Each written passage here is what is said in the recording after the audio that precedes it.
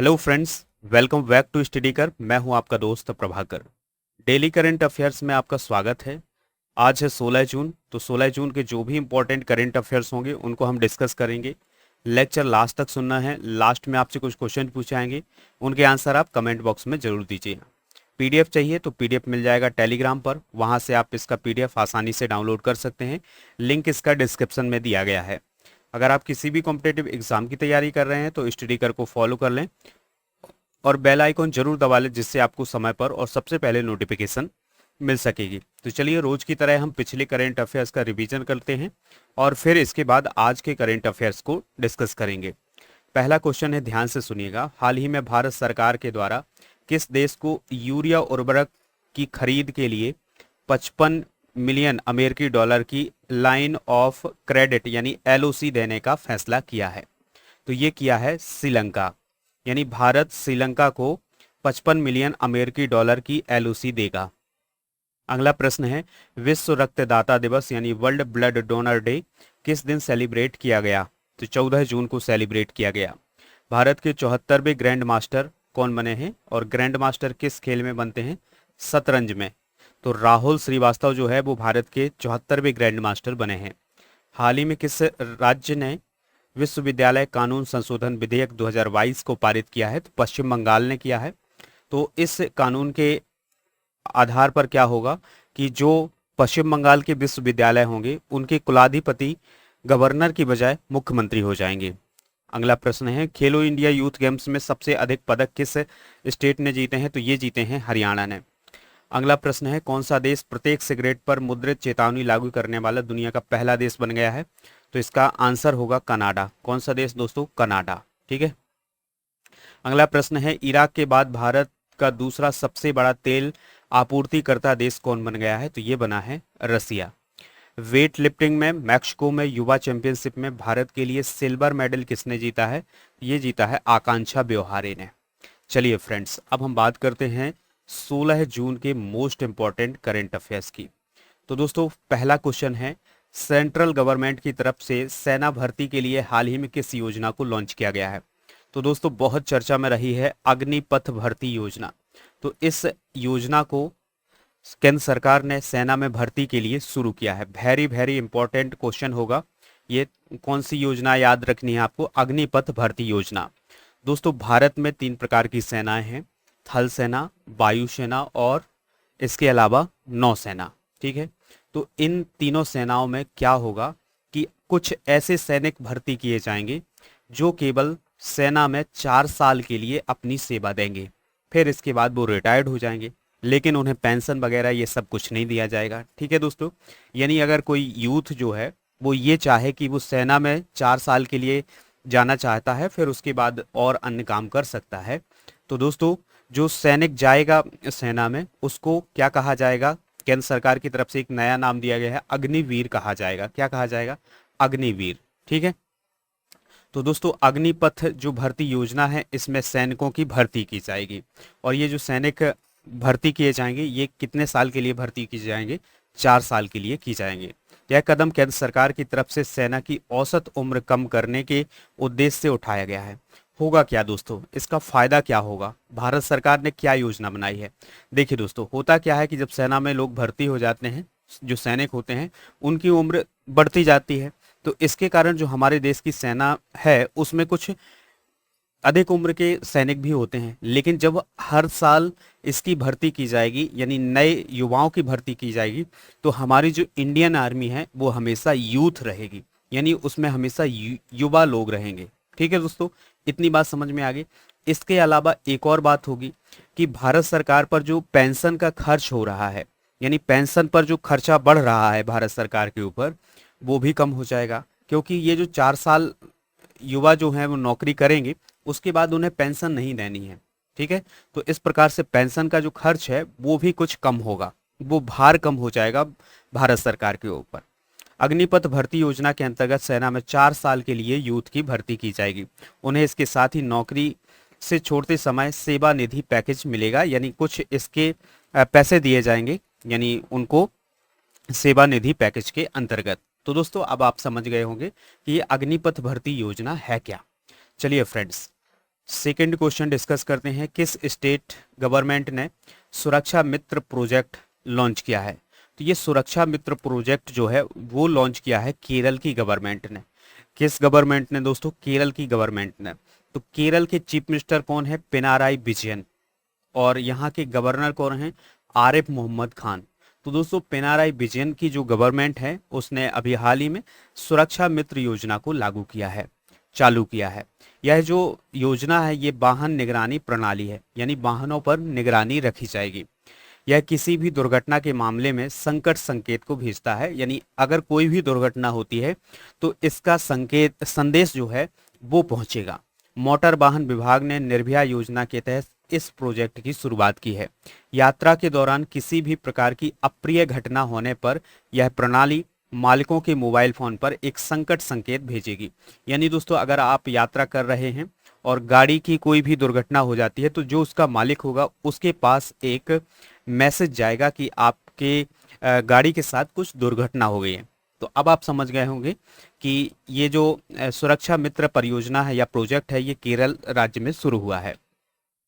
अगला प्रश्न है, वेरी वेरी इंपॉर्टेंट क्वेश्चन है दोस्तों, आपके जीवन से जुड़ा हुआ क्वेश्चन है, थोड़ा हमें समझना होगा इसको। विश्व बुजुर्ग दुर्व्यवहार जागरूकता दिवस यानी world Elder abuse awareness day किस दिन सेलिब्रेट किया जाता है, यानी किस दिन मनाया जाता है? तो दोस्तों इसका आयोजन किया जाता है 15 जून को। तो 15 जून को हर साल विश्व बुजुर्ग दुर्व्यवहार जागरूकता दिवस मनाया जाता है।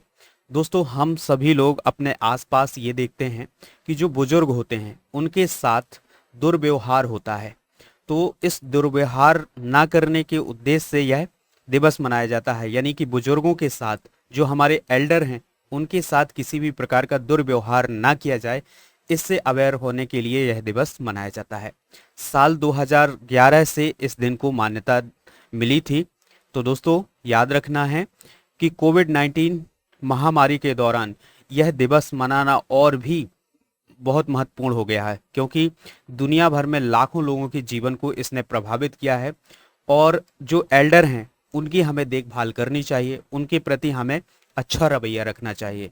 तो दोस्तों याद रखना है विश्व बुजुर्ग दुर्व्यवहार जागरूकता दिवस कब मनाया जाता है? 15 जून को मनाया जाता है।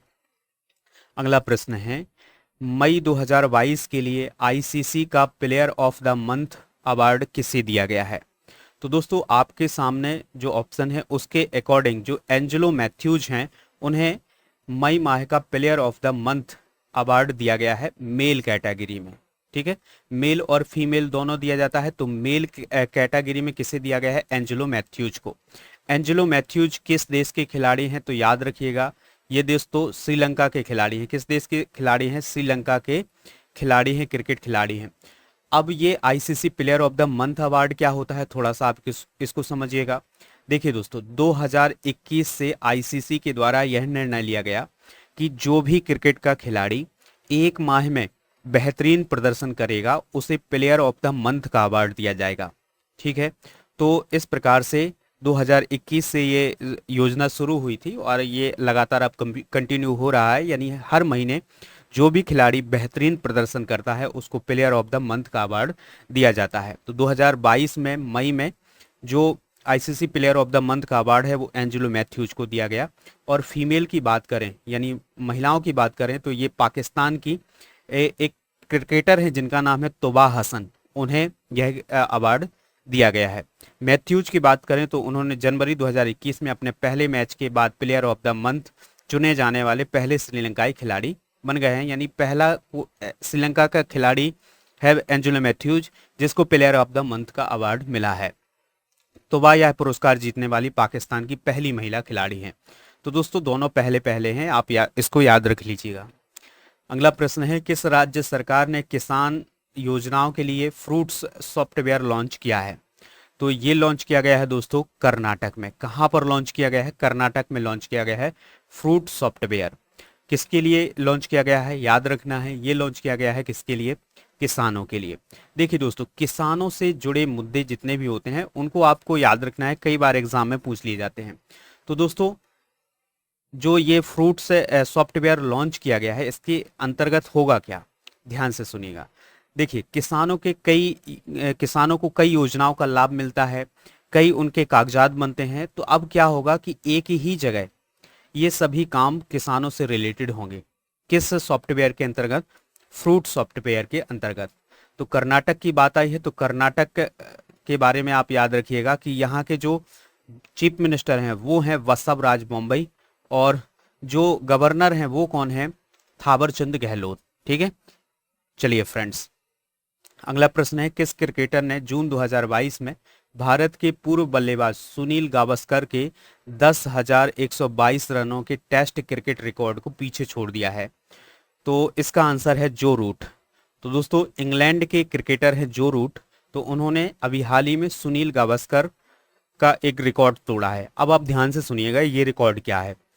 जो सुनील गावस्कर हैं उन्होंने टेस्ट क्रिकेट में 10,122 रन बनाए हैं। कितने बनाए हैं दोस्तों?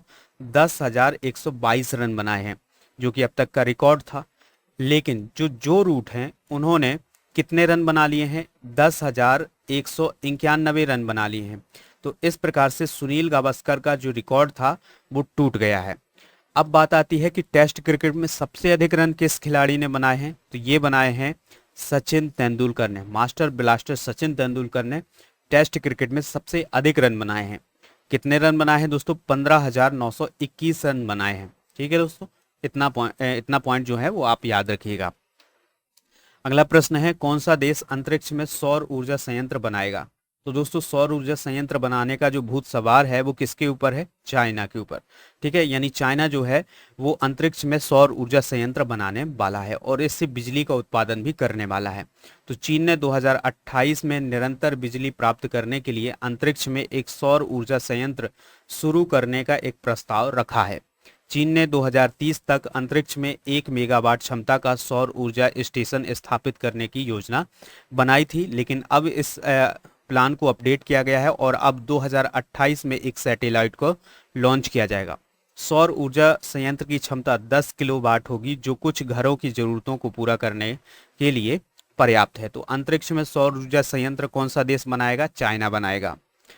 लास्ट क्वेश्चन है, ध्यान से सुनिएगा। हरिचंद कौन थे जिनका हाल ही में निधन हो गया है? तो दोस्तों, हरिचंद एक भारत के महान एथलीट थे जिनका हाल ही में निधन हो गया है। ठीक है दोस्तों, तो 2 बार के ओलंपियन और 2 बार एशियाई खेलों में गोल्ड मेडल जीतने वाले लंबी कूद के महान हरिचंद ने जालंधर में उनका निधन हो गया है। ठीक है, तो दोस्तों जो हरिचंद हैं इनका संबंध लंबी कूद से था। ये भारत के महानतम एथलीट हैं जिनका हाल ही में जालंधर में निधन हो गया है। तो दोस्तों, हरिचंद ने 1978 में बैंकॉक एशियाड में 5,000 और 10,000 मीटर का गोल्ड मेडल जीता था और इसके बाद सियोल में 1975 की जो एशियाई चैंपियनशिप थी उसमें 10,000 मीटर का खिताब भी जीता था। दोस्तों, जो हरिचंद हैं उन्होंने 2 ओलंपिक में भाग लिया है। कौन कौन से ओलंपिक? 1976 का मॉन्ट्रियल ओलंपिक और 1980 का मॉस्को ओलंपिक। इन दोनों ओलंपिक में किसने हिस्सा लिया था? हरिचंद ने। तो दोस्तों, ये थे आज के मोस्ट इंपॉर्टेंट करंट अफेयर्स। अब आपसे कुछ क्वेश्चन पूछे जाते हैं तो उनके आंसर आप कमेंट बॉक्स में जरूर दीजिएगा। फर्स्ट क्वेश्चन है, एंजेलो मैथ्यूज किस देश के क्रिकेट खिलाड़ी हैं? दूसरा क्वेश्चन है, कर्नाटक के चीफ मिनिस्टर कौन है? तीसरा क्वेश्चन है, हरिचंद ने 1976 में किस ओलंपिक में हिस्सा लिया था? तो इन तीनों प्रश्नों के आंसर आप कमेंट बॉक्स में दीजिएगा। अगर आपको ये लेक्चर पसंद आया है तो आप इसे लाइक कर दें और शेयर जरूर कर दें सभी दोस्तों को, सभी सोशल मीडिया प्लेटफॉर्म पर। जय हिंद, वंदे मातरम।